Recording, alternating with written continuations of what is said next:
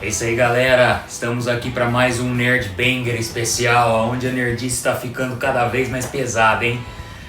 É com grande prazer que eu trago de volta aqui o professor João Zampier, aqui no canal. E hoje a gente vai falar de uma das franquias de games mais famosas no mundo hoje. Virou o carro-chefe da Ubisoft. Essa que é uma franquia que tem o jogo praticamente todo ano, né, João?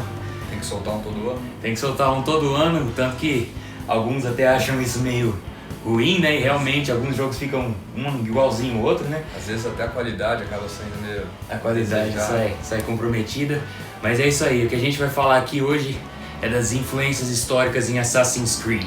Assassin's Creed, essa franquia que é toda pautada na disputa eterna entre a Ordem dos Assassinos e a Ordem dos Templários. E é sobre essas duas ordens que a gente vai falar hoje. É isso aí, pessoal. Tudo certo? A gente vai comentar então um pouquinho sobre a parte histórica, né? Construção e a formação da Ordem dos Templários, que são os grandes vilões, né, na franquia, igual o Fábio colocou. E depois trabalhar um pouquinho sobre a Ordem dos Assassinos, que é o personagem principal da série. Os protagonistas da série. É isso aí. É isso aí, então. Roda a vinheta, editor!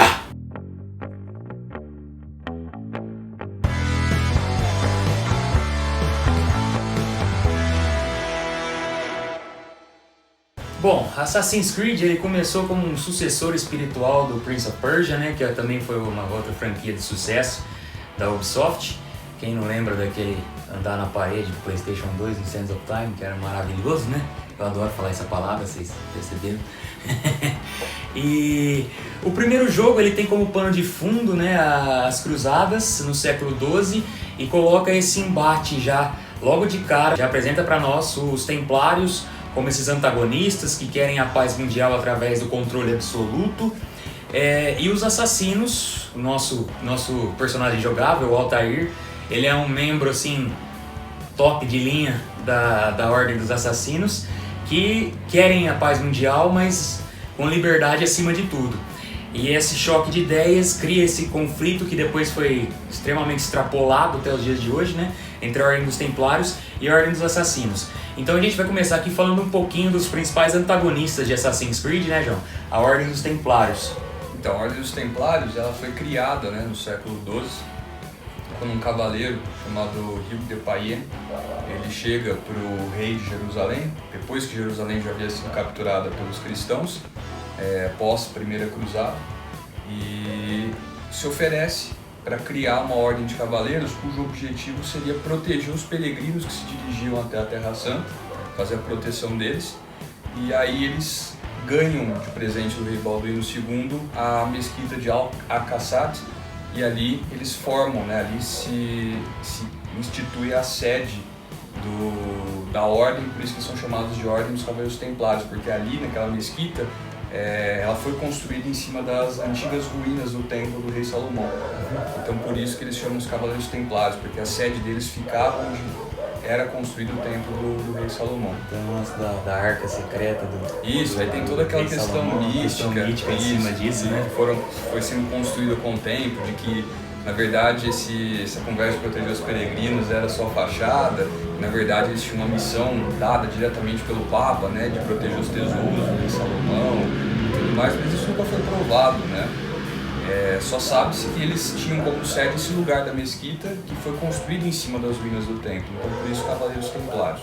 No rolar dos anos, né, eles foram meio que acumulando riquezas, né, meio que se tornando uma ordem maior do que a Igreja Católica previu inicialmente, né? Sim, depois que eles foram criados, né, o Templário em si, ele era um monge guerreiro, né, historicamente falando. Ele fazia votos de pobreza, votos de castidade, oração, obediência, então ele tinha que seguir todo um trâmite, né, e isso ele levava para a vida.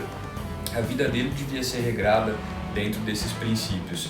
E conforme eles se envolveram nas batalhas pelo controle da Terra Santa durante as Cruzadas, eles saquearam muitas cidades, templos de outras religiões e foram acumulando riquezas. conforme a ordem foi enriquecendo, apesar de ser contra os princípios dele, né, os votos de pobreza, os templários eram pobres, mas a ordem em si era muito rica. E ela foi se difundindo pela Europa, e conforme os nobres foram ingressando nessa ordem também, eles foram fazendo doações de castelos, terras, e a ordem foi tomando uma proporção muito maior do que o que a igreja previu lá quando ela foi criada, e foi extrapolando a sua função de proteção dos peregrinos e dos templos religiosos na cidade de Jerusalém também. E ela acabou se tornando muito maior do que aquilo que eles previram no começo da sua criação. Inclusive, numa das nossas inúmeras conversas de boteco que a gente teve pela vida aí, você me falou que o sistema bancário que a gente conhece hoje, o embrião dele foi a Ordem Templária que foi responsável, né? Sim, os templários, eles acumularam tanta riqueza que eles começaram a fornecer empréstimos e a se oferecer para guardar a riqueza das pessoas. Até aplicar isso ia contra, inclusive, os princípios cristãos. A Igreja Católica era contrária à prática da usura, né, você emprestar dinheiro a juros. Mas eles em si faziam isso por meio dessas instituições bancárias. Então, por exemplo, você ia viajar de qualquer país da Europa cristã para a Terra Santa. Então, você fazia um depósito em uma dessas casas templárias, pegava uma nota promissória que você carregava consigo até chegar no seu destino final, se você chegasse, né? Tem essa questão também. Era complicado, né? Sim, se ninguém te roubasse no meio do caminho. Óbvio que tinham todas as garantias, né, para você chegar lá e provar que é você mesmo. E lá na Terra Santa você dava essa nota promissória numa casa templária e eles te davam a quantia que você havia depositado lá na Europa. Esse foi aí o embrião do sistema financeiro que a gente tem hoje, né? E inclusive para poder guardar informações sobre quem eram os depositários, os valores, os templários criaram todo um sistema de códigos baseado na cruz de Malta. Então a posição dos braços, né, da cruz e alguns detalhes formavam todas as letras do alfabeto. Então só eles tinham acesso a esses códigos também, por isso eles protegiam essas informações. E eles foram se fechando, né? Eles foram criando um círculo cada vez mais fechado, restrito, uma ordem riquíssima, e isso foi aguçando o interesse de reis pela Europa, da própria Igreja Católica.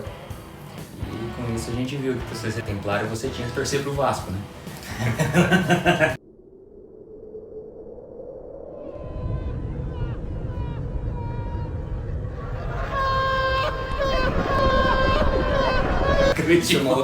Isso é uma outra questão, né? Falam que depois que a ordem foi destruída, que é um assunto que a gente vai trabalhar, eles se pulverizaram pela Europa e com a riqueza que eles acumularam aí em outras ordens de cavalaria, que também nós vamos comentar, eles não são os únicos, eles acabaram financiando empreitadas como as grandes navegações.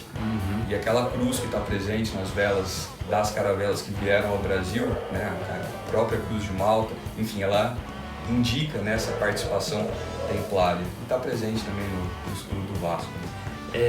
João, e os templários eles estão por aí até hoje, igual o jogo mostra pra gente, que eles estão ali mexendo tudo por trás dos panos até hoje? Então, se a gente fosse considerar o que o jogo trabalha, né, segundo a franquia, eles existem até hoje e atuam, mas a Ordem dos Templários ela foi destruída, né, no século XIV.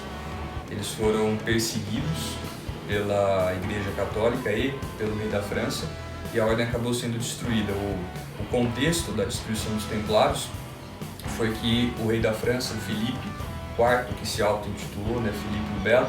Filipe Belo não tinha nada, vocês vão ver. Na verdade, Belo não tinha nada.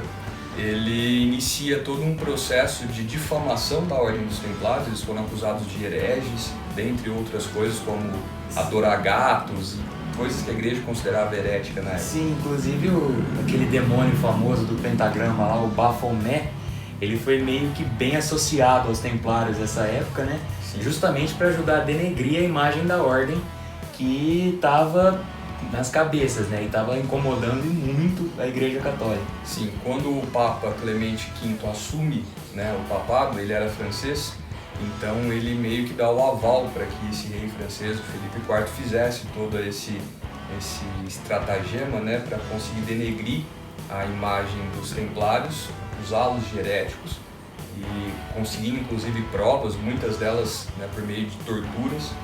Isso estava previsto, né, na época. Se a pessoa ela cometeu um crime e não quisesse confessar, você poderia tirar essa confissão dela. Na verdade, você estaria fazendo um favor, né? Então, as torturas Sejam criativos para pensar nas torturas, tá? Só para adiantar uma aqui, eles assavam o pé do cidadão, passavam óleo, deixavam a pessoa suspensa com uma fogueira embaixo, que era controlada por um alçapão. Então você ia abrindo devagarzinho o alçapão, aí você dava uma fritada no pé do cara, depois fechava e perguntava de novo se ele tinha cometido aquele crime ou não. E você ia fazendo isso, até o cara confessar, né, o que ele tinha feito ou morrer. E muitos templários foram torturados. O número oficial que se tem é que 138 templários foram torturados na França, depois que Filipe o Belo deu essa ordem. E o último grão-mestre, Jacques de Molay, né? Inclusive isso aí é mostrado no prólogo do Assassin's Creed Unity, né? Eles focam nesse evento aí da condenação do Jacques de Molay, mostrado no prólogo. sim, Você jogou o jogo, não sei se você lembra, não sei Sim. quanto tempo você jogou. o Jacques de Molay ele é queimado, né? Ele é condenado à fogueira depois de ter confessado sob tortura, né? Algumas das coisas que o rei queria que ele confessasse, mas ele não entregou os seus outros companheiros, né? Que era uma das outras coisas que foi exigida dele. Ele morreu sem entregar os seus companheiros, motivo pelo qual, né, nós temos aí hoje a Ordem de Molay, né, que é uma ordem para jovens, e ela é baseada nesse princípio do companheirismo. Companheirismo, de não trair o seu irmão sobre maneira nenhuma. E aí, essa ordem hoje, né, ela tem esse princípio. E o Jacques de Molay, quando foi queimado, ele amaldiçoou tanto o Papa Clemente V quanto o rei Filipe o Belo, e disse que no período de 1 ano ele os encontraria nos tribunais de Cristo. De fato, 1 ano depois, os dois haviam morrido. Então, falam que é a maldição do Jacques de Molay. E agora a gente vai para as outras ordens Sim. templárias, né? Não são bem ordens templárias, São mas ordens religiosas. ordens religiosas, assim, bem dizer, tudo farinha do mesmo saco ali, todas irmãs uma das outras, que tem primeiro os teutônicos, né, Ju? Isso, a Ordem dos Cavaleiros Teutônicos, que foi criada pela Igreja Católica na região onde hoje é a Alemanha, antigamente os antigos reinos germânicos, e ali era a fronteira da cristandade na Europa, né? E a Europa estava enfrentando a invasão de povos vindos do Oriente, né?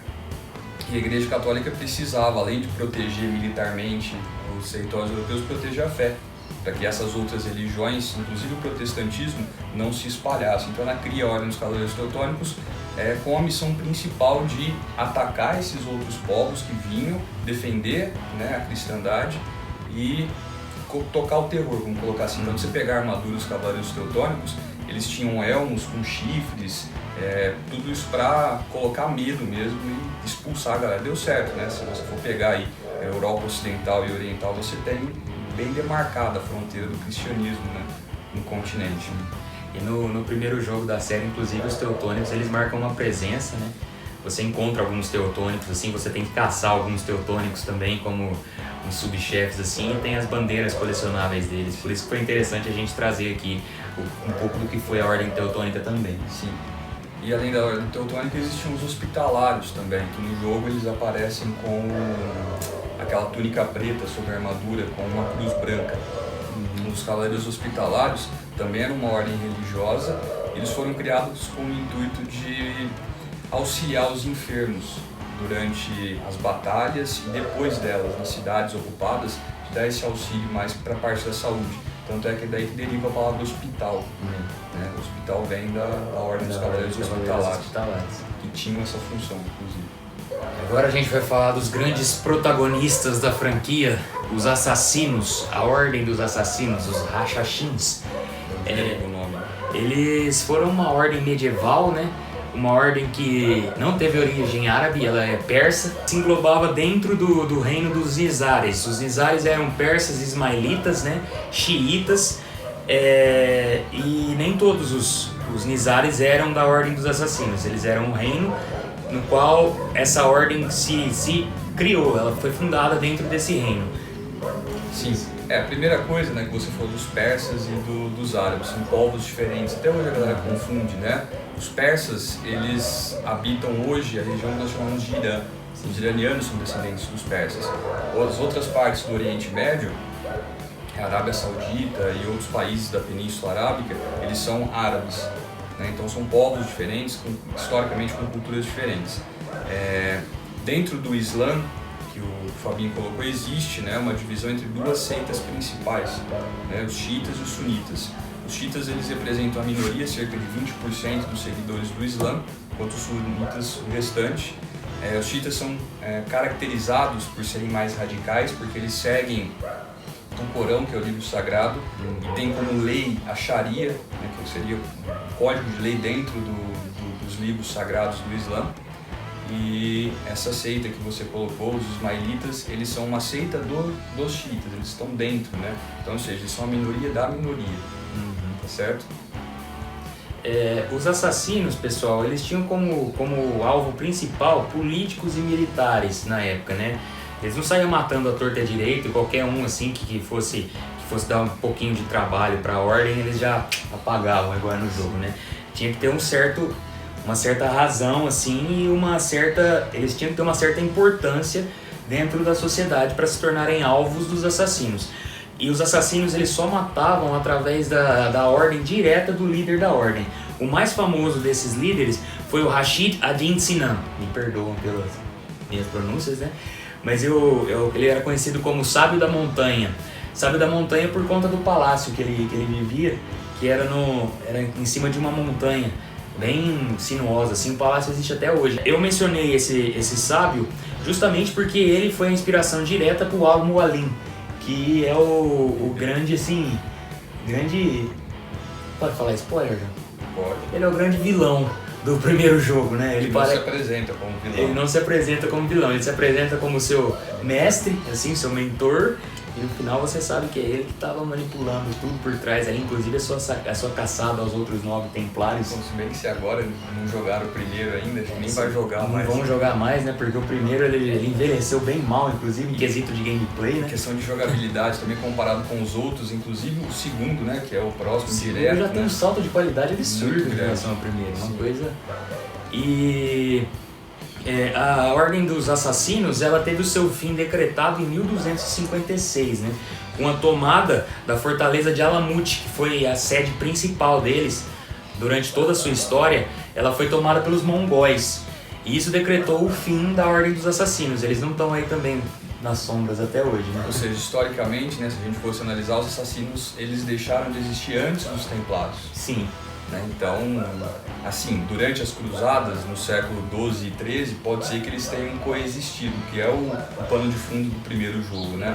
Mas posterior a isso, que nem o segundo jogo, já trabalha o período da Renascença, séculos, vamos pegar o século XV, né, e alguns anteriores, você não tem mais nem a Ordem dos Templários, nem a Ordem dos Assassinos, pelo menos não oficialmente. Só na fantasia do jogo, na mitologia do jogo, eles ainda estão aí até hoje. Sim. Inclusive eles foram bem ativos, João, durante a segunda e terceiras cruzadas, né? Que eles usavam bastante terrorismo, terrorismo assim, daquela época, né? Sabotagem, técnicas de assassinato avançadas, geravam medo na população, assim, e eles usaram toda essa mítica, assim, e tiveram um destaque até elevado na segunda e na terceira cruzadas. Se você pegar a segunda cruzada, ela já é posterior à retomada de Jerusalém pelos Saladinos, né, pelos sarracenos. E inclusive a cruzada da qual participa o Ricardo Coração de Leão, que era o rei da Inglaterra. E aí você tem depois ainda uma terceira cruzada que vai ser organizada. Aí a gente está falando das cruzadas oficiais, né? Existindo cruzadas extraoficiais também. A terceira cruzada ela vai em uma nova tentativa de retomar Jerusalém. Então a segunda e a terceira vão tentar retomar. A única cruzada que conquista Jerusalém foi a primeira. Que...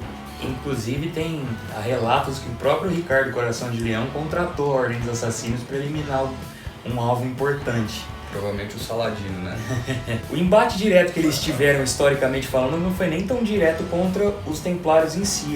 Eles iam mais contra outros povos muçulmanos do que contra os próprios templários, os próprios cristãos, né? Ainda mais por conta dessa questão de diferenças, né, em relação à religião, né? Que nem nós falamos dos xiitas e sunitas. Os xiitas acreditavam que o Islã deveria ser conduzido pelos descendentes diretos de Maomé, e os sunitas já defendiam que o povo deveria assumir. A gente vê até hoje, né, sunitas e xiitas se matando. Naquela época não era diferente essa rivalidade, por conta da opinião religiosa, né, do que que seguir dentro da religião. Xiita, inclusive, virou até um termo pejorativo pra fã chato, né? Sim. Você fala, pô, você é fã xiita de Iron Maiden, você é fã xiita de Senhor dos Anéis. Ou pra qualquer pessoa que seja extremista, né? A ponto de acreditar só naquilo que ele pensa, como sendo que é verdade, você costuma rotular a pessoa como xiita. É, isso aí... Tá até hoje esse termo aí. Tem muita gente que fala isso sem saber qual que é a origem histórica Onde desse veio. termo, né? Aí agora já sabe. Agora vocês já sabem. Então, pessoal, esse foi o primeiro vídeo que eu e o João vamos fazer aqui a respeito da franquia Assassin's Creed, que ela, historicamente falando, eu acho que ela é a franquia mais rica que eu já vi. Porque ela abrange praticamente todo o período da história da humanidade, assim. O próprio criador da série farou. Você vai me zoar nessa edição, né? Isso. Bom, o próprio criador da série, ele já falou que a história é o playground dele. Ele pode fazer o que ele quiser. A equipe criativa de Assassin's Creed pode fazer o que quiser. Eles jogam, né, os períodos históricos como pano de fundo, brincam um pouquinho com personagens históricos que acabam contracenando com o personagem principal. It's my friend. É o italiano com sotaque macarrone. E isso faz com que a franquia, tipo assim, tenha pano pra manga pro bem ou pro mal, né? Pra mais 200 anos de jogos. Com certeza. E fora a questão, né, que nem do Origins, que ele aborda a mitologia egípcia, né, que também é uma mitologia muito rica. Você tem esse novo que vai sair agora sobre, que se passa, né, em meio aos nórdicos, então tem a questão da mitologia nórdica, da sociedade nórdica, são todos assuntos interessantes, né, pra gente conversar. Sim, inclusive esse novo que vai sair, eu tô aguado pra jogar, eu quero encontrar o Ragnar Lothbrok. E a gente vai conversar depois sobre ele, né? A gente vai conversar bastante sobre ele também, né? Sim. E esse foi o primeiro vídeo, pessoal, de uma série que a gente vai fazer, eu e o João. Nesse primeiro vídeo a gente apresentou os dois principais agentes da franquia. Do lado dos assassinos e do outro os templários. E toda essa disputa que a Ubisoft colocou como pano de fundo pra gente navegar na história, né? Então a gente falou bastante da Ordem dos Templários aqui e bastante da Ordem dos Assassinos aqui. E eu perdi a concentração com esse editor. Tá baixando o som. Tá baixando o som, ai que fofo. Bom, esse vídeo a gente falou da Ordem dos Templários, a Ordem dos Assassinos. O próximo a gente pretende falar um pouquinho mais do primeiro game, né, João? Sim. Da disputa direta do Ricardo Colatão. Da disputa direta do Ricardo Coração de Leão e o Saladino, né? Que a gente escuta, toda cidade que a gente entra na Assassin's Creed, a gente escuta Saladin, Marahabalá! São soldados dele, né? Soldados dele lá, que o Saladino vai salvar todo mundo e a gente tem que descer o cacete nos Templários. E esse próximo vídeo a gente vai falar bastante das aventuras de Altair nas Cruzadas.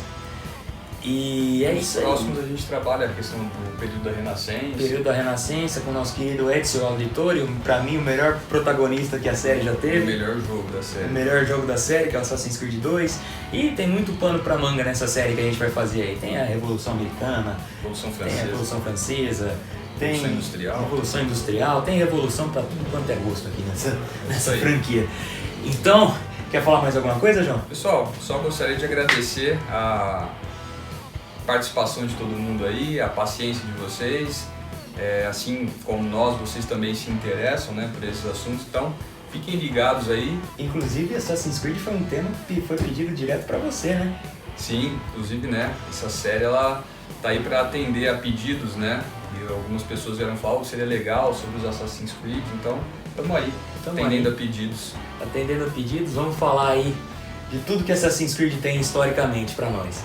É isso aí, galera. Curte, compartilha se você gostou do vídeo. Se não gostou, você dá dislike também, apesar de que se der dislike o João vai ficar muito triste com vocês. É isso aí. Até o próximo vídeo com mais um pouquinho de nerdice histórica e mais um pouquinho de nerd banger pra vocês. É isso aí, galera. Valeu, pessoal. Grande abraço. Valeu!